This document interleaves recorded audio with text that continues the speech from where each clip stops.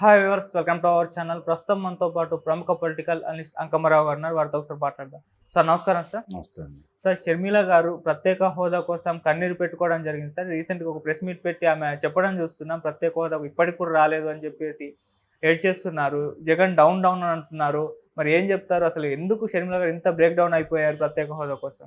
అంటే నాకు ఇప్పుడు కూడా అర్థం కాని కొన్ని విషయాలండి. ప్రత్యేక హోదా మేము ఇవ్వము అని తేల్చి చెప్పేసింది భారతీయ జనతా పార్టీ. ప్రత్యేక హోదా మేము ఇస్తామని చెబుతుంది కాంగ్రెస్ పార్టీ. కాంగ్రెస్ పార్టీ అధికారంలో తెచ్చుకోవడానికి ప్రయత్నం చేయాలి తప్ప కన్నీళ్ళు పెట్టినందు వల్ల ఉపయోగాలు ఏమున్నాయి? రాజకీయ నాయకుడు కన్నీళ్ళు పెట్టాల్సినంత అవసరం అయితే ఏం లేదు కదా. సాధించడానికి పోరాడాలి.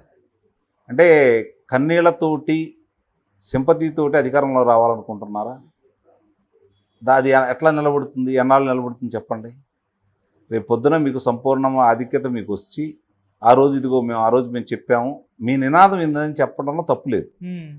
మరి కన్నీటి పర్వంతం అయ్యేంత భావోద్వేగం షర్మిల గారు వెడగొక్కుతున్నారంటే కొంచెం ఆశ్చర్యంగానే ఉంది. ఇప్పుడు ప్రత్యేక హోదా తీసుకురావడం అనేది రెండో విషయం. వాళ్ళ పోరాట పటిమ అనేది కనుక అమరావతిని నిర్వీర్యం చేసినప్పుడు అమరావతి మహిళల్ని అంత నిర్దాక్షిణ్యంగా అంత కర్కోటకంగా హింసించిన సందర్భంలో కావచ్చు, గర్భిణీ స్త్రీని పత్తి కడుపు మీద బుడికాలితో తన్నిన విధానం కావచ్చు, వాళ్ళు దేవాలయానికి వెళ్తూ ఉంటే కనకదుర్గమ్మ తల్లికి మొక్కులు తీర్చుకోవడానికి వాళ్ళు చేసిన దాష్టీకం చూసిన తర్వాత ఆ రోజు స్పందించి వాళ్ళ కోసం పోరాడినట్టయితే నిజంగానే గెలుపోవటం తర్వాత అధికారం అనే తర్వాత రాజశేఖర రెడ్డి గారి బిడ్డగా ఆమెకి ఇంకా ఆదరణ పెరిగి ఉండేది. అందులో ఎలాంటి సందేహం కూడా లేదు. 1500 రోజులు పై మాట ఇప్పటికీ వాళ్ళు పోరాడుతూనే ఉన్నారా అమరావతి మహిళలు, అమరావతి రైతులు. అక్కడికి వెళ్ళి సంఘీభావం జరుపుతూ వాళ్ళతో పాటు ఆ ఉద్యమంలో పాల్గొని అప్పుడు దాని గురించి మాట్లాడుకుంటూ ఉంటే ఇంకొంచెం నిబద్ధత పెరిగేది. ఇప్పుడు ప్రత్యేక హోదా రాదని వీళ్ళకి తెలుసు.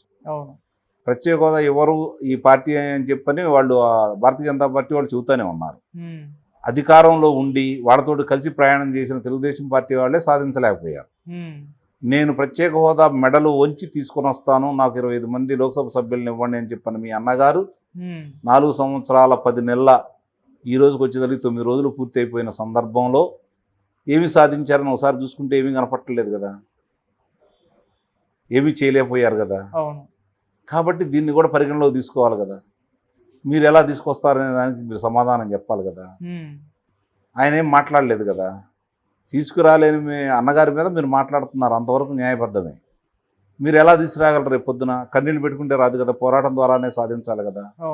మీరు ప్రశ్నిస్తున్న చాలా ప్రశ్నలకి వాళ్ళ దగ్గర సమాధానాలు లేవు. నిస్సందేహంగా దానికి నేను కూడా మద్దతు తెలుపుతాను, అందుట్లో ఎలాంటి సందేహం కూడా ఏం లేదు. కానీ ఇంత బేలతనం పనికిరాదు కదా, పోరాటం కదా కావాల్సింది.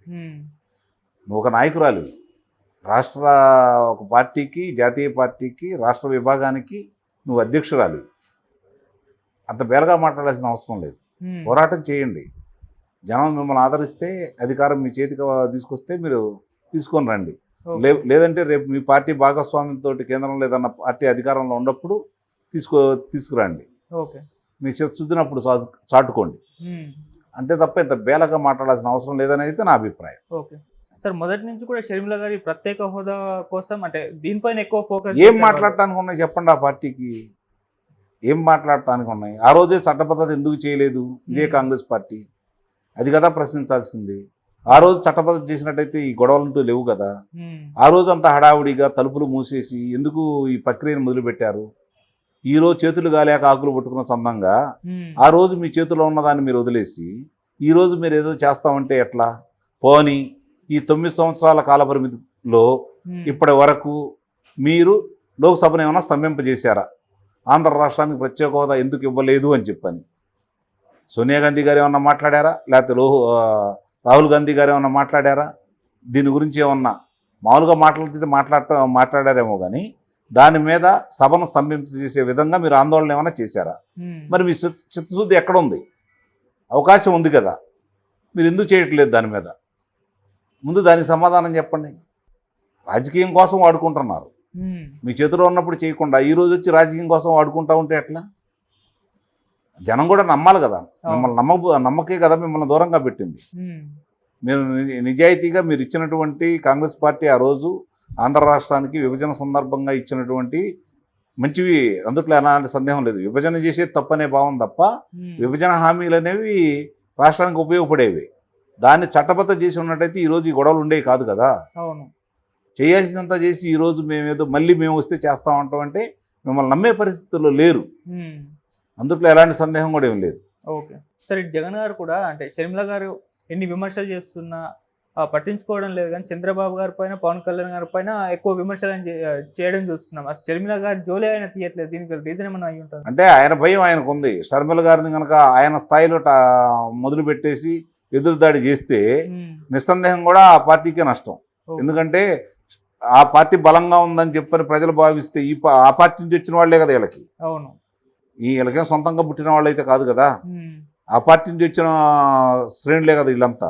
ఇందులో జారుకోవచ్చు కదా. అంటే వాళ్ళు బలంగా ఉన్నారు, మన ముఖ్యమంత్రి గారు కూడా భయపడుతున్నారు అని చెప్పని, అందుకోసం అని చెప్పి వాళ్ళని పరిగణలోకి తీసుకోకుండా ఎటు అక్కడి నుంచి వచ్చిన వాళ్ళు చాలామంది కూడా మొట్టమొదటి నుంచి కూడా సాంప్రదాయ కాంగ్రెస్ వాదులు కావచ్చు, కరుడుగట్టిన కాంగ్రెస్ వాదులు కావచ్చు, రాజశేఖర రెడ్డి గారి అభిమానులు కావచ్చు, తెలుగుదేశం పార్టీ వెంట నడవరు కాబట్టే కదా మీ ధైర్యం. మీరు ఎన్ని చేస్తున్నా చెల్లుబాటు అవుతుంది. ఓకే. కాబట్టి ఇప్పుడు అందుకనే తెలుగుదేశం పార్టీను, జనసేనను వాళ్ళు దృష్టిలో పెట్టుకుని మాట్లాడుతూ ఉంటారు. ఎన్నన్నా కూడా వీళ్ళ జోలికి వాళ్ళ శ్రేణులు చూస్తున్నారు కదా, చాలా అసభ్యకరమైన పదజాలంతో ఏ విధంగా సోషల్ మీడియాలో వాళ్ళు విచ్చలవిడిగా చెలరేగిపోతున్నారో చూస్తూనే ఉన్నారు కదా. కాబట్టి వాళ్ళు చేయాల్సిన వాళ్ళు చేస్తాం. దాన్ని ఆయన అయితే అదుపులో పెట్టలేదుగా. ఓకే. అక్కడ వచ్చేది చెల్లెలేదు, ఇంకోలేదు. అధికారానికి అడ్డం వస్తే ఎవరైనా ఒకటే. ఓకే. సో ఇలా షర్మిల గారు ప్రత్యేక హోదా కోసం ఎంత కన్నీరు పెట్టుకున్నా అది వృధా ప్రయత్నం అని అనుకోవచ్చా సార్? అంటే ప్రయత్నం మంచిదే, కానీ చేసే కార్యక్రమాలు లేకపోతే వాళ్ళు మాట్లాడటం కొంచెం విచిత్రంగా ఉంది. అంత తప్ప వేరేం లేదు. అంటే ఇవన్నీ కూడా వైఫల్యాలతో పాటు ఈరోజు దళితుల మీద జరుగుతున్న దాడులు కావచ్చు, బలహీన వర్గాల మీద జరిగిన దాడులు కావచ్చు, హత్యలు కావచ్చు, ఇవన్నీ కూడా ప్రజలు బేరీజు వేసుకుంటున్నారు. ఒకసారి ఇంటి తిరిగి చూసుకుంటున్నారు. నిజంగా దళితులకి ఏ ప్రభుత్వం ఏం చేసింది? ఆ రోజు చదువుకోవడానికి అన్ని అవకాశాలు కలగజేసింది తెలుగుదేశం ప్రభుత్వం.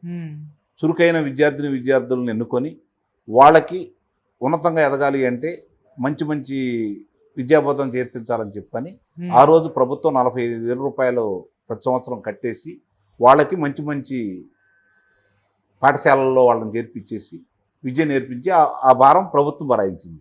వీళ్ళు వచ్చిన తర్వాత ఎందుకు దాన్ని తీసేశారు? విదేశీ విద్య కానుకను ఎందుకు తీసేశారు? వాళ్ళకి రావాల్సిన 27 పథకాలను ఎందుకు రద్దు చేశారు? మీరు కొత్తగా తీసుకొచ్చిన ఏంటి? వాళ్ళకు ఉపయోగపడిన ఎందుకు చేయలేదు? మీరు నిరుపేదలు తినే అన్నా క్యాంటీన్ ఎందుకు తీసేశారు? ఈరోజు నేను నమ్మి వచ్చిన వాళ్ళు ఆశా వర్కర్లు ఎందుకు బజార్కి వచ్చి మీకు వ్యతిరేకంగా పోరాటం చేస్తున్నారు? అంగన్వాడీలు ఎందుకు వ్యతిరేకంగా పోరాటం చేస్తున్నారు? రైతుల పరిస్థితి ఏంటి? ఉద్యోగస్తుల పరిస్థితి ఏంటి? వాళ్ళు ఎందుకు రోడ్డు ఎక్కుతున్నారు? అధ్యాపకులు ఎందుకు రోడ్డెక్కి మీకు వ్యతిరేకంగా మాట్లాడుతున్నారు? పట్టభద్రులు మీకు వ్యతిరేకంగా ఎందుకు తీర్పిచ్చారు? రైతుల పరిస్థితి ఏంటి? ఇవన్నీ బేరీజ్ వేసుకుంటారు కదా. గత ప్రభుత్వం ఏం చేసింది? బీసీలకు కావచ్చు, రైతులకు కావచ్చు, ఎస్సీలకు కావచ్చు. మరి ఈరోజు ఏం చేసుకుంటున్నారో వాళ్ళు కూడా తెలుసుకుంటారు కదా. ఇవన్నీ బేరీజ్ వేసుకోకుండా రేపు ఓట్లు వేస్తారా?